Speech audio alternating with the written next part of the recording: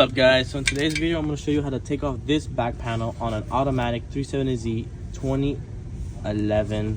So there's a bunch of 14 bolts around it, and some models have a paper gasket and some models you have to use RTB or fibbage, red or orange, specially designed for transmission. So I'm going to show you where the speed sensor is at and the wire. The speed sensor should be right here with a 10mm bolt, and then the wire, you got to take off this big ass pan.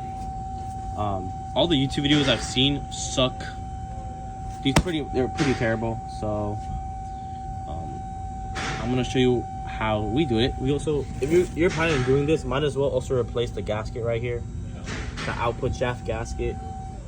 That's pretty much it. So we're gonna take this off and show you what's in there. All right, guys. So after you have the pan out, you can see where the sensor's at.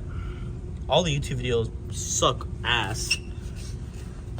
And you see the cable runs in here through the bottom, and it's connected like right here. So, and I was leaking, as you see, I was leaking. So it's always good to do this if you're like me, took out the whole transmission. But I hope everything is fine in here. But the video is about this, so we're gonna show you how to replace this. Obviously, the next part, you're gonna see this whole transmission up. Or we're probably just gonna take the plate out. I don't know yet, but this is the sensor that you need to replace.